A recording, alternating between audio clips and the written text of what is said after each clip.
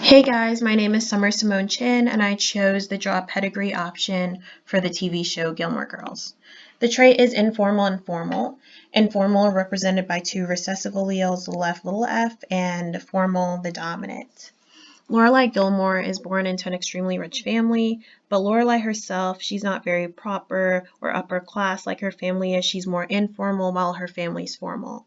Lorelai meets a guy, Christopher, in her same family situation. His parents are very formal, but he's informal and he lives on the edge. Lorelai and Christopher go on to have a child named Rory. Rory's also informal, and Christopher also has a child with a formal woman named Sherry, and their child together is formal. Lorelai and Christopher and Rory are the informals, which are represented by being shaded in on the pedigree and by how casual they look in the pictures. And the formals are represented by being unshaded and how properly dressed they are.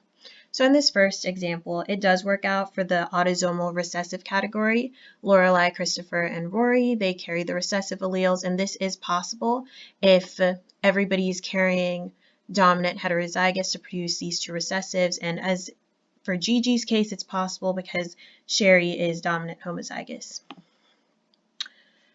For the X autosomal dominant, for the autosomal dominant, this was not possible because if we give everybody the informals the first dominant allele, they can't become dominant heterozygous or dominant homozygous if everybody at the top is recessive.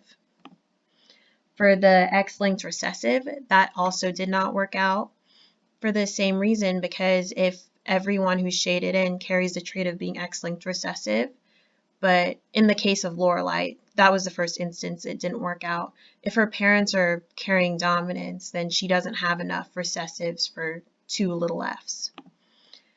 As for X-linked dominant, if everybody who is shaded in, we give the trait X-linked dominant, and in the case of Lorelai, this was the first instance where it didn't work out.